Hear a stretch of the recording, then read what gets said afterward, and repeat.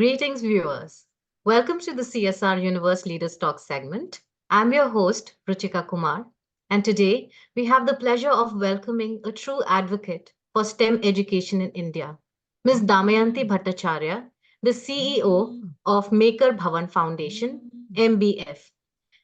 Before I delve into the incredible work of MBF, Damayanti, I'd like to warmly welcome you and express our gratitude for your time. Thank you so much for joining us today. Thank you, Ruchika. It's really a pleasure to be here and to interact with the audience of the CSR universe. And I'm happy to share our journey, what we are trying to do, and hopefully it will interest your audience. Yes, thank you so much. Now let's turn our attention to Maker Bhavan Foundation. Driven by a vision of a self-reliant India, brimming with homegrown innovators and innovation, MBF, under the CEO's leadership, has revolutionized STEM education, particularly in undeserved communities. Through groundbreaking programs like Tinkerers Labs and collaborative classrooms, the organization has nurtured real world problem solving skills and an entrepreneurial spirit in young minds. And the success stories speaks for themselves, with startups like BrailleMe and Metalman Automation emerging from its ecosystem. And Damayanti, with over 2 decades of experience building impactful organization, brings a dynamic blend of passion and expertise to MBF. Her commitment to innovation fuels a vibrant ecosystem where young minds thrive, evident in MBF's partnership with prestigious institutions like the IIT Bombay and BITS Pilani. And that's not all. MBF's focus on STEM education perfectly aligns with the Atmanirbhar Bharat initiative, nurturing skilled graduates crucial for India's self-reliance. By equipping students with the tools to become future leaders, MBF cultivates a culture of learning, innovation, and problem solving across diverse fields. Ms. Bhattacharya, the impact of MBF is truly inspiring. Now, I have a series of questions prepared to gain deeper insights into various crucial aspects of STEM education as well as the role of MBF India within that domain. So, your work is completely commendable, and it's not just about education, it's about empowering future generations to build a self reliant, innovative India. Now, for our viewers who might not be familiar with your incredible work, can you tell us a bit more about Maker Bhavan Foundation and also share your vision how you and your organization can nurture this goal of Atmanirbhar Bharat and create innovative leaders? Sure. So, let me start by giving you a little bit of background, right? Our journey actually began back in 2014 when I was the CEO of the IIT Bombay Alumni Association. And Okay. in that capacity, I actually, we used to fund and manage a lot of the alumni funded projects. And Mhm. our first Tinkerers Lab actually started as an alumni funded project from the class of 1975. At that point, people don't, the adult tinkering labs were not around. So the Hmm. first tinkering lab actually is the one at IIT Bombay. And Mr. Chidambaram, who inaugurated the Tinkerers Lab, actually found the concept so interesting that he told us that we must do this in schools, right? That's how it all started, right? So that's a little anecdote to give you the background. Uh, if you really look at India's current, situation, uh, our feeling and why MBF was set up was because, the whole Atmanirbhar Bharat is, India's hopes are based on being a 5 trillion economy, to have Industry 4.0, and to have the innovation and the problem solving abilities to actually propel us towards that vision. But Mhm. unfortunately, if you look at the figures, do we really have the technology talent in this country, right, Hmm. to make that happen? We graduate 1.5 million engineers every year, right? Yes. Hmm. But less than 20% of them are really employable in the knowledge economy. Uh, less than 5% are capable of doing any innovative work, right? So even in the elite, the out of these 15 lakh, it's the whole structure of technology education is pyramidal, right? You have world-class institutions like the IITs and the BITS and the NITs on the top, right? But Right. that's the tip of the pyramid. Together they graduate less than a lakh or slightly more, all of them together. But what about the other 14 lakh, right? Mm, mm, So the base of the pyramid is very broad, right? right. And there they lack infrastructure, they lack quality teaching faculty, uh, and most of industry actually hire not just from the pyramid, but also from the base, right? So industry also spends a huge amount of resources, time training their technology talent. We are going to need, I read in a newspaper article somewhere that we're going to need 20 million deep tech engineers by 2030. Okay. Now, these are people who are capable of solving previous, intractable engineering problems that would actually propel Atmanirbhar Bharat, right? And can actually give us an edge, right? For the last 60 plus years, India, because of the deep divide, right, in terms of equity, access, economy, we've been playing catch up, right? Mm, mm, There's a chance, right, of bridging that year through technology, where we can leapfrog into the future. But for that, we need technology talent, right? mm, And to cultivate that kind of technology talent, you have to start at the education level. The government does a lot of work at the school level through Atal Tinkering Labs, through various initiatives. The the new education policy encourages colleges to actually also continue that journey. mm. But where are the resources, right? True. And our work is really focused there, right? To nurture, and we believe that we can do so in a three-pronged manner, right? Mm-hmm. Mm-hmm. One is to strengthen the technology talent of the country, and we didn't decide to create a standalone institution like a lot of people do, Huh. but also to work with existing institutions, right?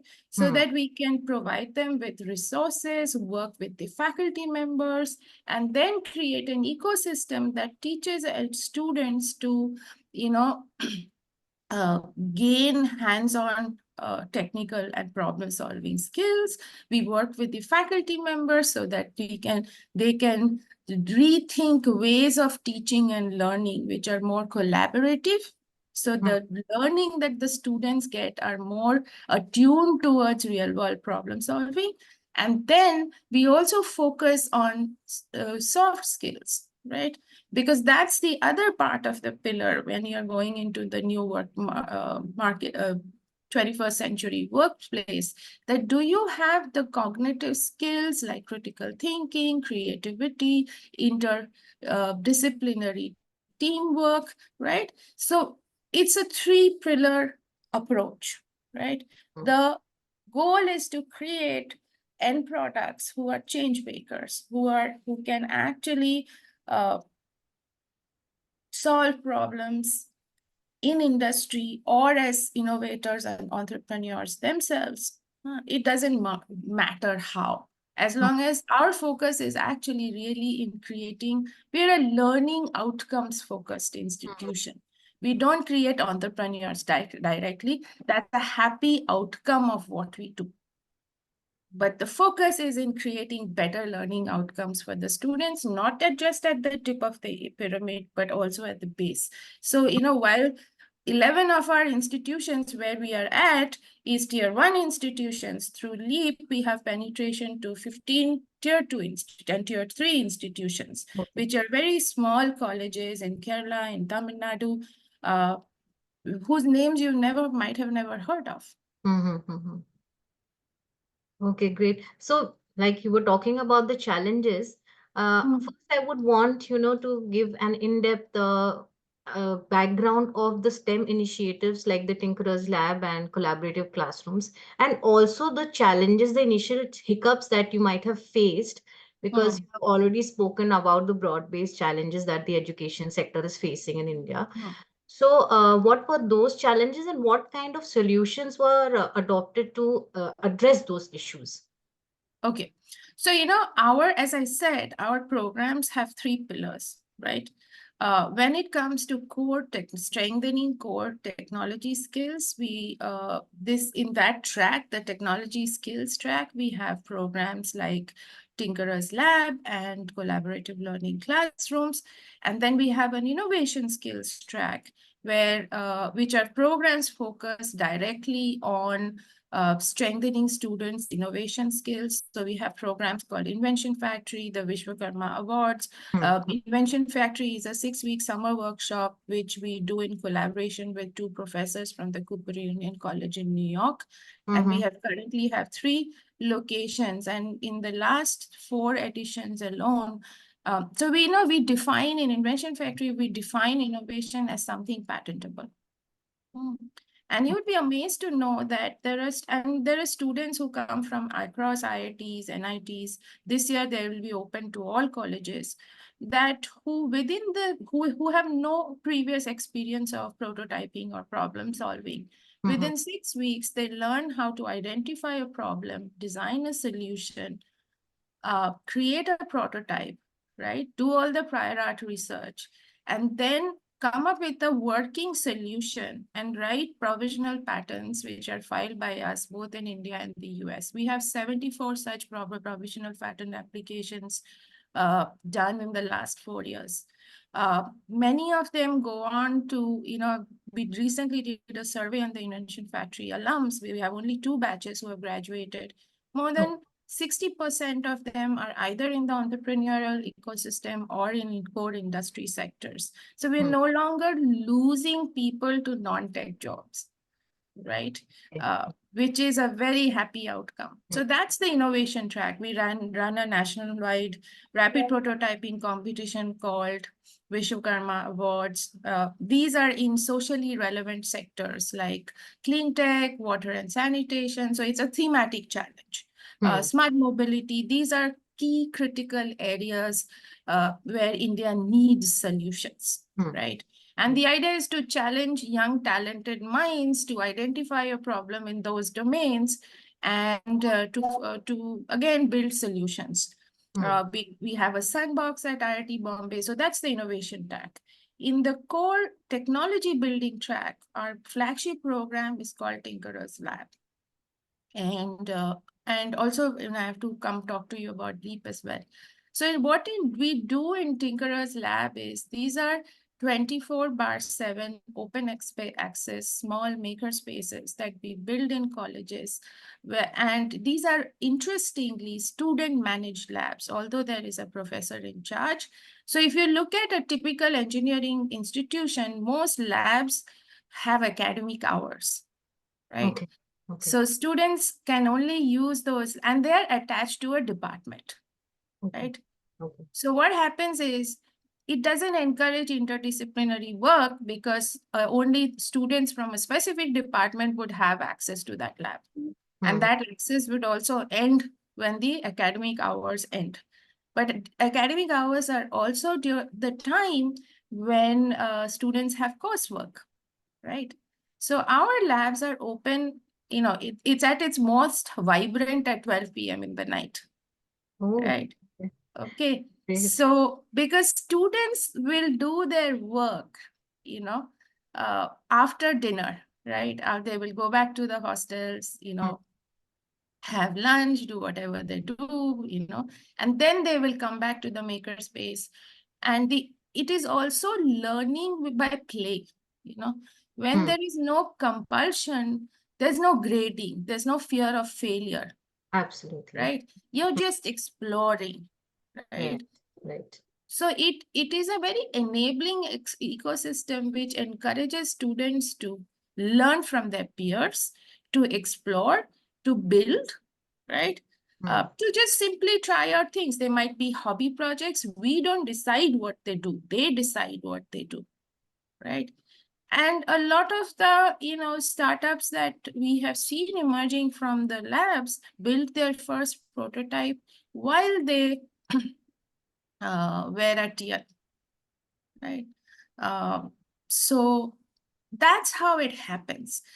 So this is outside, this is from the co-curricular activity side. The curricular activity side is to encourage faculty members to Mm-hmm. redesign their courses, right? These Mm-hmm. are larger maker spaces, so they're very capital intensive. We can't do too many, but we have two of these maker spaces, one at the Department of Electrical Engineering at IIT Bombay, Okay. and there is a large, uh, more open access interdisciplinary makerspace at IIT Gandhinagar, which is open to all faculty members. So we have more than 30 courses where the faculty have themselves come forward and redesigned their code structure, so that what happens is they teach a concept in the classroom, Mm. and then and then build something to make sure that the students learn and understand Mm. how that theory actually translates to real life practice. Huh. We are very theoretical. Mm. Our STEM education is very theoretical. As a Mm. result, what happens is when it is coding, it's easy to do. But when it's hardware innovation, it's very difficult to do because mostly they cannot understand how to translate concept and theory into practice. And Right. a collaborative learning classroom actually enables you to do that. Uh, Mm. and finally, these are infrastructure focused programs. We Right. also have a content focused programs where through LEAP, where LEAP instructors, LEAP is actually an initiative which is incubated at IIT Madras Incubation Cell. It is Okay. led by Professor Tim Gonzalez, who is the former director of IIT Mandi. And he Mm. started this program, and it's a standalone program themselves. They have their own website. You can go and look into it. What they do is they have a whole set of workshops Mm-hmm. and boot camps and courses, and they go into a tier 2 and a tier 3 college and basically first train the faculty. Mm. And then work with the students. In our next round of expansion, we are also planning to fund a few TLs in these tier 2, tier 3 colleges. We are going to move away from focusing more on tier 3 colleges going Mm. into the future. Mm. Because as I said, that's where the bulk is, right? Yes, So absolutely. we perfected, I'm sorry, we have perfected the blueprint, right? Mm. Piloted it, tweaked it, Mm. and now we are ready to scale. And when we scale, we want to do it. The thrust of our programs is going to be in the tier 2, tier 3 colleges. And then we also, the final plan is the soft skills track, and we actually have we currently have 5 world-class courses, and these are developed in association with a former dean of the school of at Harvard. Mm-hmm. And these are communication, cognitive skill courses, and we offer them free of cost to all colleges across India, whoever is interested in to and also teach the faculty as to how to teach these courses in learning by doing more. So, the one thing that ties all our programs together, if I were to summarize and say, what is the one thing that ties all our programs together? It is learning by doing and active learning, right? Okay. Because that's when learning is really deep rooted. It teaches a person to be a lifelong learner, Okay. right? Right. Otherwise, technology changes so fast that Absolutely. whatever you're learning in the classroom is going to be useless in 5 years anyway. So the Absolutely. only skill that you need to learn is how to be a lifelong learner. Yes, Damayanti, you've already answered so many questions that already had in my mind. But again, coming back to, it's not just a very good enabling system. I think it's very well structured and absolutely streamlined. But Mm, since you're saying that you are going into communities like beyond tier two cities, so I'm mm. sure there must be challenges which are different from what you have faced in tier one and tier two cities. So how Right. is MBF, tailoring its or customizing its approach to Mm. the requirements of these communities? And to be frank, this is a very new journey, Mm-hmm. right? Mm-hmm.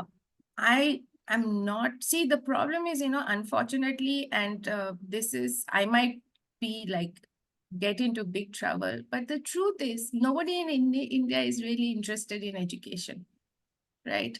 The students from day one, when they get into college, they're worrying about placements, Hmm. right? So they're not really interested in the education, they're interested in the placements. Huh. If you look at the faculty members, right, they have their own compulsions, right? Hmm. They Hmm. have to publish or perish, right? The colleges are more worried about, their rankings and how to get better placement opportunities for their students, right? That's What true. falls loses, so if you really see, nobody is really focusing on the learning outcomes. Hmm. Faculty is focused on R&D. Students are focused on placements. Hmm. College administration is focused on NIRF rankings or what, blah, blah, some rankings. And Hmm. they need to, right? Because when parents send their kids in colleges, that's what they look at, right? So you can't really blame anybody for, it is the situation that sort of demands that kind of, that is the biggest challenge, Hmm. whether it is tier 1 or tier 2, right? Right. Right. Tier 2, the challenges are also because they don't have the same kind of facilities that a tier 1 institution does, right? Absolutely. So Even the infrastructure constraints wise. are far more, Yes. right? The faculty members are also overworked, underpaid, Hmm. right? What is their motivation for doing this? Honestly, can you Hmm. ask yourself? Nothing. We are Absolutely. asking a lot from them for something that doesn't benefit them at all, Hmm. right?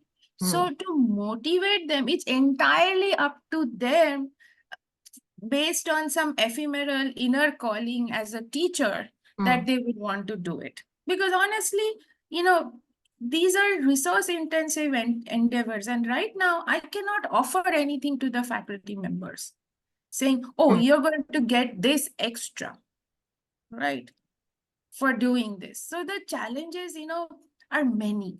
Hmm. But I also see challenges as opportunities. True. The fact is that we work with 100 plus faculty members even now, Hmm. right?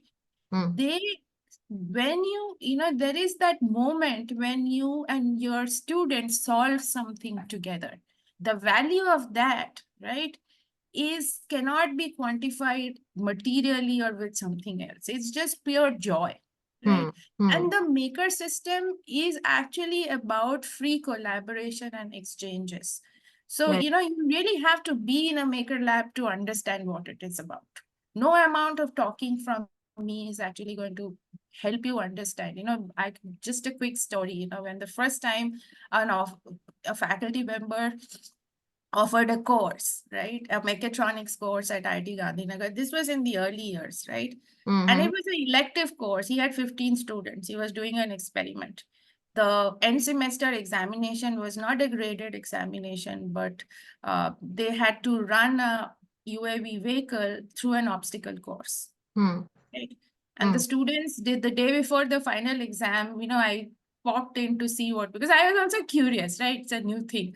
So I Hmm. went to check out. There were like some 100 people outside the tinkerer's lab in the corridor. It was like a mela, and I was like, what the hell is happening? So I asked the faculty member, "Ki ye kya ho raha hai? Why are there so many people?" So he Hmm. said, beats me. Huh.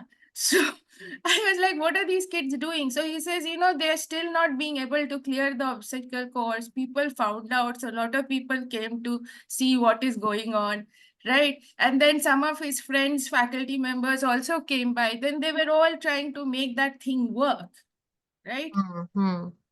That is the joy of actually, being able to do something collaboratively hands-on. Nobody asked those kids to come. Nobody asked, that faculty members, friends to come.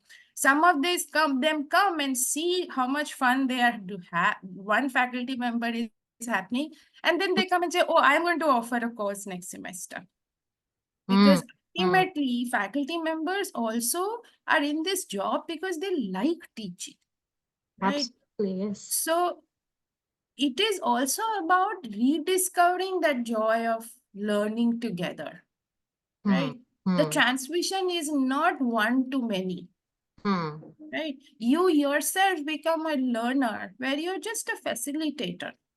You're working along, and that's a very different approach to teaching and learning Hmm. than what we Hmm. see. Rote learning, is become, unfortunately, become another overused word. But one doesn't talk about what are the alternatives to rote learning. I was coming to that question. In fact, I wanted to know what are the other creative methods of problem solving other than rote learning that you, yeah. For example, if you go to one of our collaborative classrooms, the Hmm. classroom itself looks very different, right? Okay. There's Okay. no blackboard. There's Okay. no theater style seating, right? Okay. Okay. The teacher, they're all round tables. The furniture is different, right? You will have a whole bunch of 3D printers and equipment along the two walls. And Mm-hmm. then you have round tables where the students sit around in groups. The Hmm. teacher introduces a concept and goes from table to table. The students are really discussing amongst themselves Like a as to, brainstorming session. Yes. yeah, Great. right? So this is an alternative, right? Sometimes, next to the collaborative classroom, there is an experiential learning lab. So once you've learned and Hmm. understood, you feel that you've understood the concept, you Hmm. go to the lab next door and, pick up something and say, oh, can I make this to see if I've understood the concept properly, Hmm. Hmm. Hmm. right? Because the math and the physics of it, right? How does it translate when you have to find a real life problem and Yes. apply the physics and math of it to that problem? There is a whole universe of that's problem solving, Hmm. right? When you can take the concept and actually apply it to a problem, right? This is what you mean when you say problem solving skills. Hmm.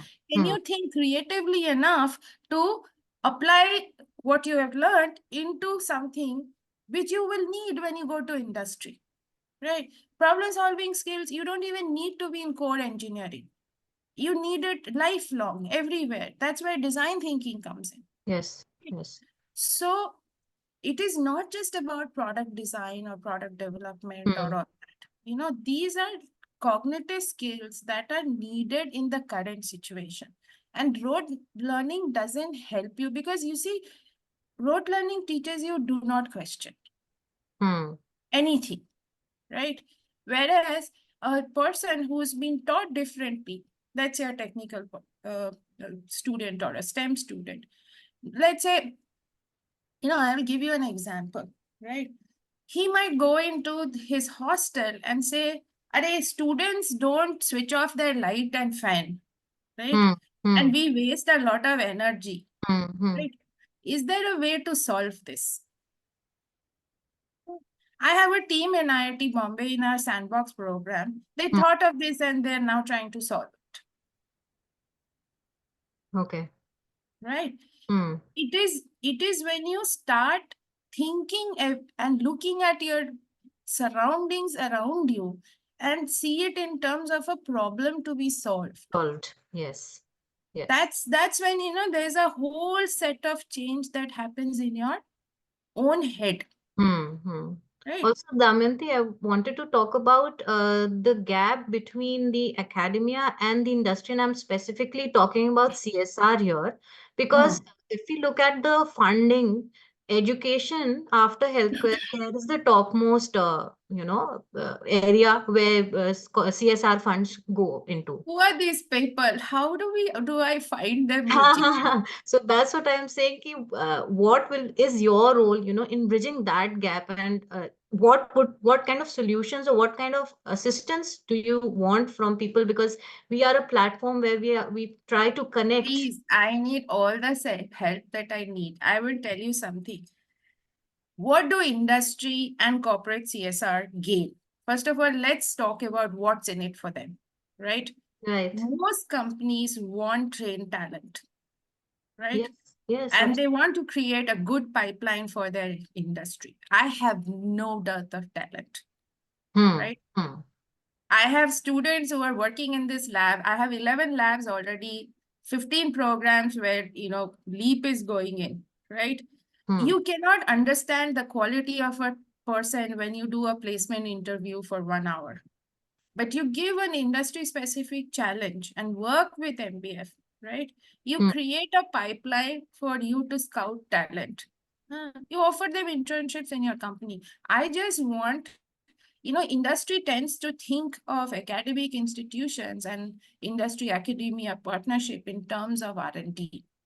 And Hmm. here's an opportunity for them, right, to find talent for their own companies, right?